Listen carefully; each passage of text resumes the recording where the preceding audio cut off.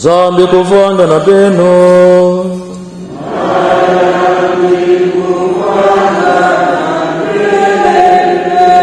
Betokuwa nsangu wafuma beke Yesu Kristo Mutinu sunikaka yao Santo Luc. Luc au chapitre 10, les versets 25 à 37. Veuillez vous asseoir. Pour mettre Jésus à l'épreuve, un docteur de la loi lui posa cette question. Maître, que dois-je faire pour avoir part à la vie éternelle? Jésus lui demanda, dans la loi, qu'y a-t-il d'écrit? Que lis-tu? L'autre répondit, tu aimeras le Seigneur ton Dieu de tout ton cœur, de toute ton âme, de toute ta force, de tout ton esprit et ton prochain comme toi-même. Jésus lui dit, tu as bien répondu, fais ainsi et tu auras la vie.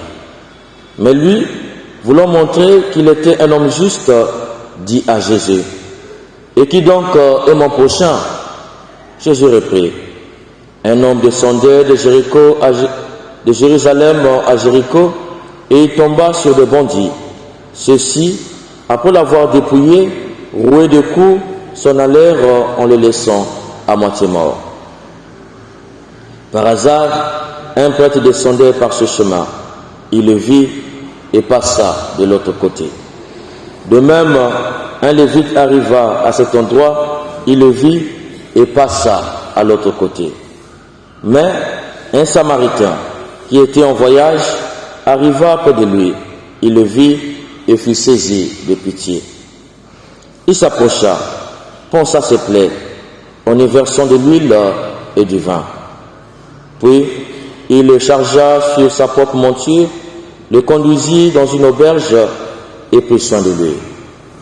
Le lendemain, il sortit 2 pièces d'argent et les donna à l'aubergiste en lui disant, « Prends soin de lui, tout ce que tu auras dépensé en plus, je te le rendrai quand je repasserai. » Lequel de toi, à ton avis, a été le prochain de l'homme qui était tombé entre les mains des bandits? Le docteur de la loi répond, c'est lui qui a fait preuve de bonté envers lui. Jésus lui dit, va, et toi aussi, fais de même. Fais vous mettre debout. Acclamons la parole de Dieu.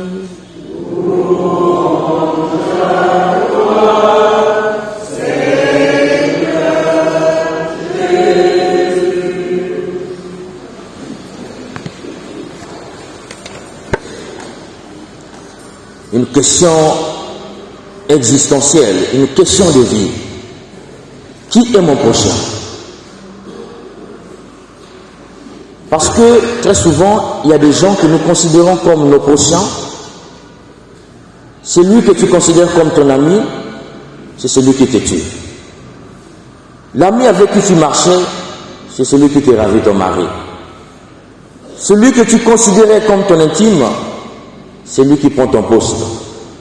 La question demeure donc, qui est mon prochain? C'est une question de vie. Et dans la parabole, Jésus ne répond pas qui est le prochain. Cet homme lui pose la question. Et qui est mon prochain?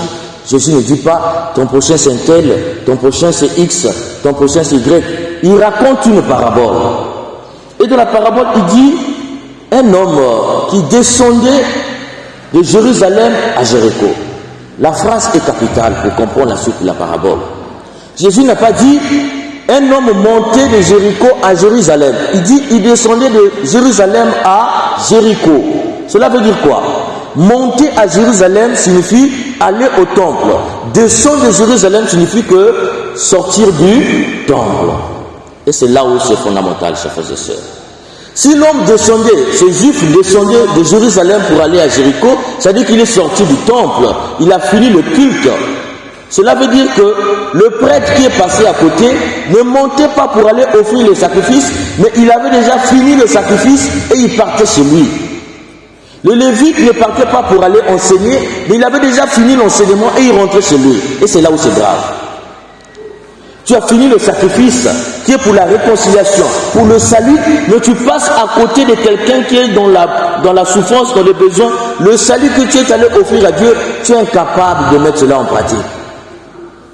La parole de Dieu que tu es parti prêcher au temple, l'amour des uns et des autres, l'amour du prochain, aimons-nous. Tu as fini de prêcher ça au temple, tu descends, tu vois quelqu'un en situation difficile, tu passes ton chemin. Voilà le sens de la parabole. Et nous, si nous sommes des chrétiens, on vient à l'église, on écoute la parole de Dieu, mais incapable de mettre cela en pratique dans nos quartiers. Nous sommes comme ces prêtres, nous sommes comme ces lévites. Tu écoutes la parole de Dieu, tu viens participer au sacrifice, c'est pour que ceux qui sont dans le quartier puissent sentir que cette parole, l'Eucharistie que tu prennes, change ta vie. Mais dans le quartier, tu es même pire que ceux qui travaillent avec Satan.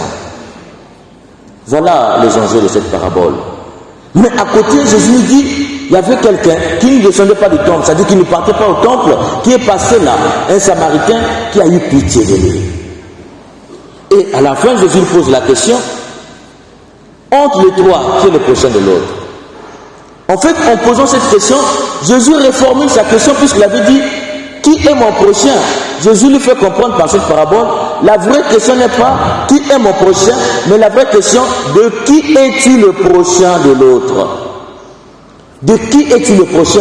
Et cela veut dire quoi? Si les gens sont tes ennemis, toi ne sois pas l'ennemi de tes ennemis. Si les gens te haïssent, toi ne hais personne, parce que c'est toi le prochain de l'autre. Oh, lui, il voulait savoir qui est son prochain, qui est mon ami. Jésus dit non, ce n'est pas qui est ton ami, mais toi tu es l'ami de qui? Si tu es l'ami de tout le monde, ça veut dire que toi tu n'as pas d'ennemis. C'est pourquoi il dit, va toi aussi et fais de même. Mais nous sommes des chrétiens, nous avons des ennemis. Il y a des gens que nous ne parlons pas de nos familles. Il y a des gens qu'on a juré, plus jamais je vais t'adresser la parole.